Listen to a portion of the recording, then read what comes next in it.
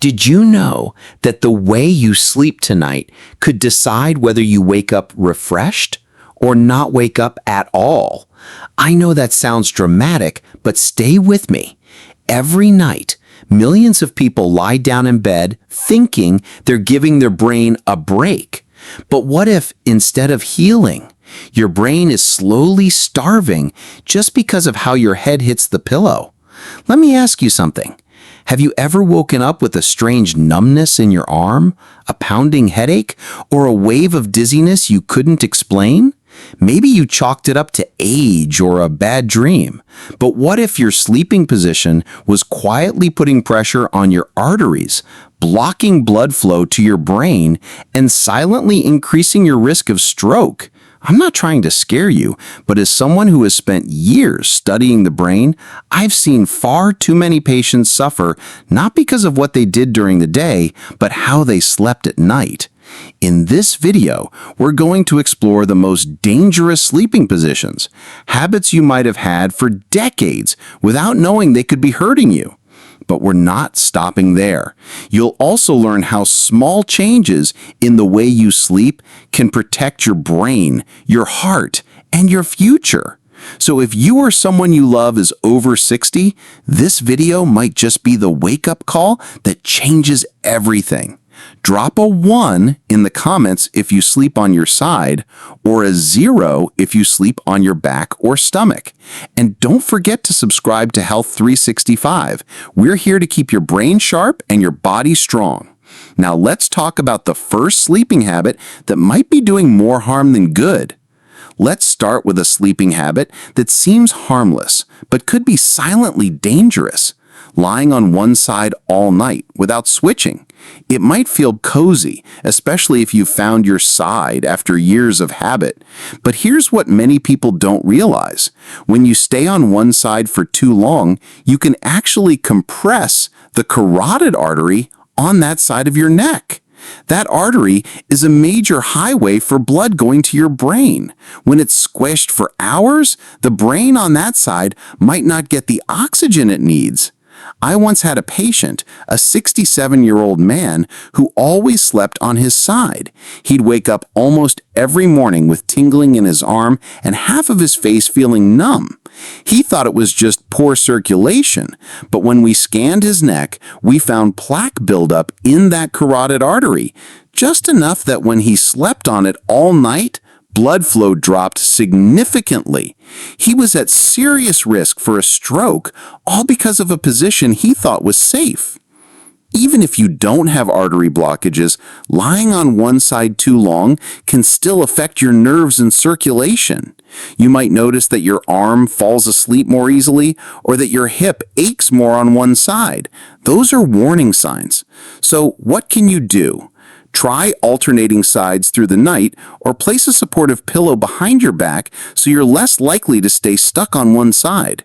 If you sleep with a partner, let them know to give you a gentle nudge if you've been in one position too long. Now let's move to another common habit, one that's as simple as your pillow height, but could be making you dizzy by morning. You might love that fluffy, high pillow that cradles your head just right. But if it's too high, it could be bending your neck in a way that restricts blood flow to your brain. Specifically, it can compress the vertebral arteries that run through your spine and feed your brainstem. Imagine this. Your head is tilted forward for 7 or 8 hours straight, like you've been staring down at your phone all night. That's what sleeping with a high pillow does to your neck. The result? You might wake up feeling dizzy, lightheaded, or like your brain is in a fog. One of my patients, a 72-year-old woman who loved her thick memory foam pillow, kept waking up with spinning sensations.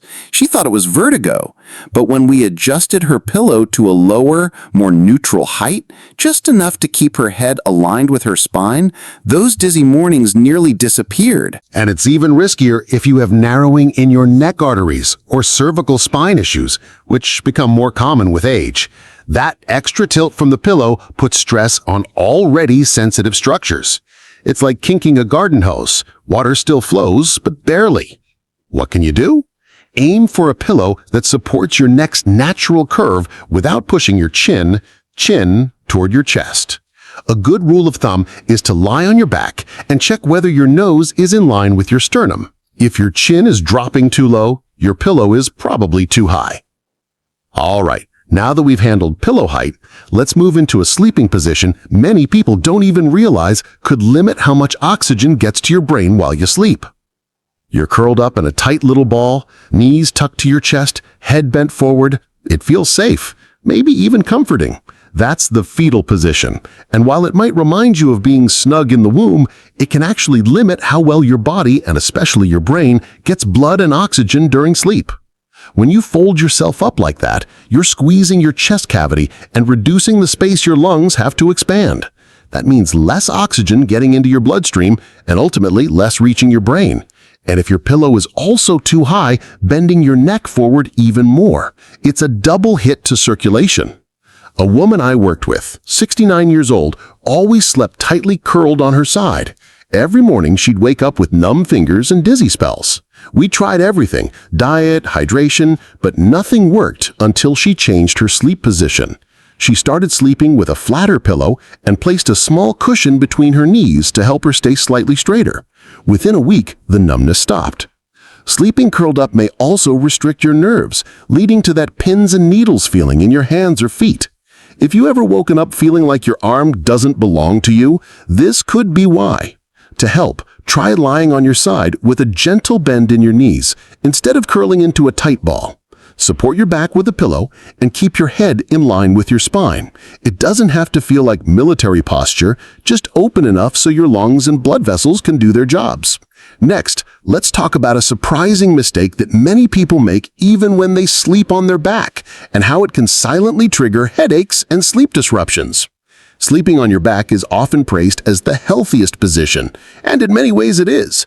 But there's a big catch. If your neck isn't properly supported, this good position can turn into a bad one quickly. When your pillow doesn't cradle the natural curve of your neck, your head may tilt backward or slide sideways, putting subtle but continuous stress on the blood vessels at the base of your skull. These tiny vessels are incredibly important. They help regulate blood flow to the parts of your brain that manage balance, sleep, and coordination. If they're strained or compressed during the night, it can lead to headaches, dizziness, or even sleep disturbances. I've had patients who thought they had insomnia. Turns out it was just poor neck support causing micro-awakenings all night long. One man in his early 70s had a habit of sleeping on his back without any real neck support. His pillow was flat and his head drew backward. He'd wake up exhausted with a tight feeling at the base of his skull. We switched his pillow to one designed for cervical support, just enough to keep his head and neck aligned. Within days, his headaches began to ease and his sleep improved dramatically. If you're a back sleeper, take a moment to feel how your head rests on your pillow. Look for a contoured pillow that fits the curve of your neck, keeping your head in line with your spine. This simple shift can make all the difference, especially if you've had issues with blood flow or minor strokes in the past. Now let's explore a position that's especially risky, not just for your brain, but for your heart and lungs too. A sleeping position that many people turn to for comfort, especially when dealing with back pain, but it's actually one of the worst for your brain. Sleeping on your stomach. It might feel like you're relieving pressure on your back, but the cost is high, especially for your neck, heart, and lungs. When you sleep on your stomach, your head has to twist to one side, and it stays that way for hours. This constant twisting can compress the carotid artery, the main blood vessel that carries oxygen, rich blood to your brain. I had a patient in his mid-60s who always slept on his stomach, thinking it helped with his snoring. Over time, he started experiencing early morning chest tightness and brain fog. After a detailed checkup, we discovered that his stomach sleeping habit was straining both his neck and his breathing. His blood pressure was high, and oxygen flow to the brain was lower than it should have been during sleep. This position also puts pressure on your chest, making it harder for your lungs to fully expand. Less oxygen in your bloodstream means less oxygen reaches your brain. If you already have high blood pressure or hardened arteries, this lack of oxygen can be especially dangerous, raising your stroke risk significantly. If you absolutely must sleep on your stomach, try placing a thin pillow under your hips and using no pillow or a very flat one under your head. Better yet, train yourself to sleep on your side or back. It might take time, but your brain and heart will thank you. Next, let's uncover a strange habit that might seem harmless, even cozy, but could be turning your bed into a silent trap for your brain overnight. Here's a habit that feels cozy on a cold night, but could be silently putting your brain at risk. Sleeping with your head completely under the blanket. It sounds harmless, even comforting, but when you pull the covers over your head, you're trapping exhaled carbon dioxide and limiting fresh oxygen intake. That creates a mini greenhouse of stale air, exactly the kind of environment your brain doesn't want while it's trying to rest and repair. I once spoke with a 70-year-old man who liked to hide under his blanket during winter. He said it helped him fall asleep faster, but every morning he woke up groggy and sluggish. When we measured oxygen levels in his bedroom and under the blanket, it was clear the CO2 levels were significantly higher beneath the covers. His brain was working harder to function on less oxygen. Low oxygen, or hypoxia, thickens your blood and increases the chance of forming clots, especially during sleep when circulation naturally slows. This raises your risk of nighttime strokes. Plus, high carbon dioxide levels can disturb sleep quality and cause morning headaches or confusion. To stay safe and warm, use a layered blanket system and keep your nose and mouth exposed to fresh air. If your room is cold, consider a heated mattress pad or a breathable wool blanket instead. Your brain needs oxygen more than warmth. Now let's take a closer look at a habit that might seem harmless, falling asleep in your favorite recliner, but could quietly threaten circulation, especially in older adults. Something that feels relaxing, even luxurious, sleeping in a recliner chair. Maybe you've dozed off during a late-night movie or taken your afternoon nap in that favorite seat. But sleeping in a semi-sitting position night after night can quietly increase your risk of dangerous blood clots, especially if you're over 60. Here's why. When your legs are lower than your heart for hours, gravity pulls blood downward, slowing circulation in your lower limbs. This makes it easier for blood to pool and clot, especially in deep veins, a condition called deep vein thrombosis, or DVT. If one of those clots travels to your lungs or brain, it can be life-threatening.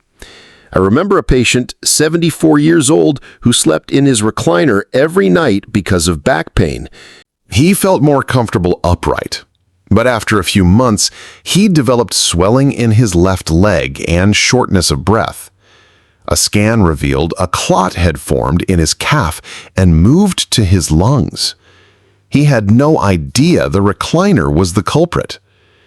Even if you feel fine, this position also reduces blood flow back to the heart and brain.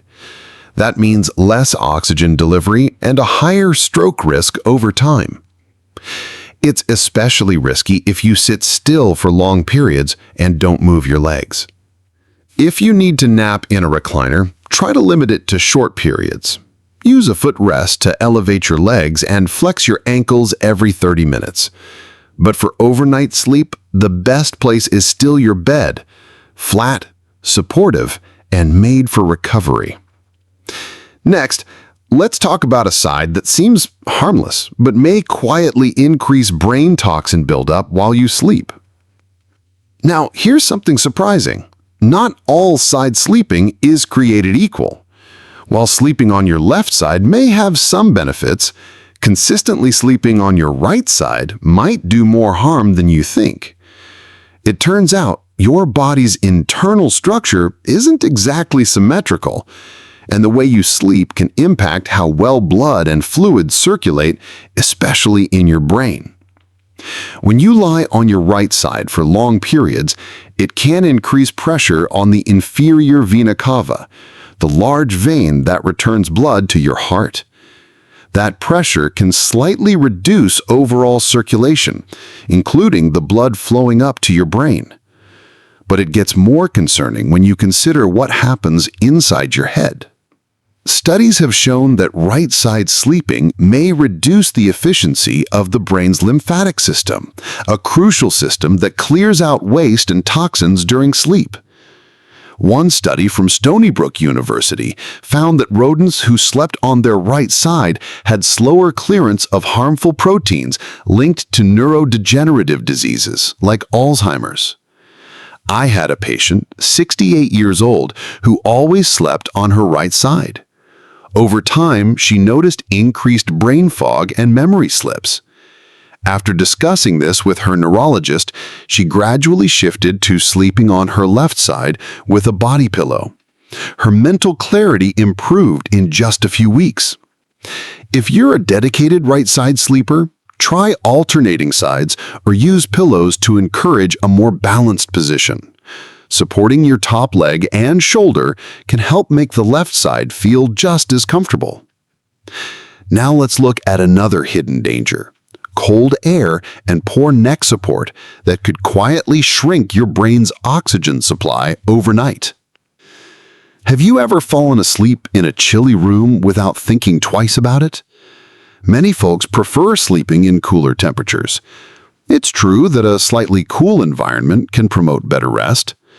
But when your neck isn't properly supported and the room is too cold, you might be setting yourself up for a night of poor circulation and even higher stroke risk. Here's the science behind it. Cold temperatures cause your blood vessels to constrict, a natural response to preserve body heat. But when this vasoconstriction happens around your neck and head, it can limit how much oxygen-rich blood reaches your brain. If your neck is also unsupported, those vessels might be slightly kinked or stretched in ways that make things worse. I once had a patient, a 66-year-old woman, who loved sleeping near an open window, even in winter. She'd often wake up with a stiff neck and throbbing headaches. After adjusting her sleeping setup, adding neck support, and warming the room slightly, her symptoms reduced significantly. The key here is balance. A room that's too cold, combined with poor posture, can become a silent threat. Overnight, your muscles tense up, circulation slows, and your brain doesn't get the oxygen it needs to stay healthy. So what can you do? Keep your bedroom around 65 degrees, but use a light scarf or soft neck wrap if you tend to get chilly. Most importantly, use a pillow that supports your cervical spine. You want your neck to feel gently cradled, not strained. Sleep isn't just rest. It's when your brain does its most important work: recovery, repair, and renewal. But here's something many people overlook. The way you sleep can either support that healing process or quietly interfere with it. The position of your head, the angle of your neck, even the side you sleep on, they all matter more than you think. The best part? You're in control.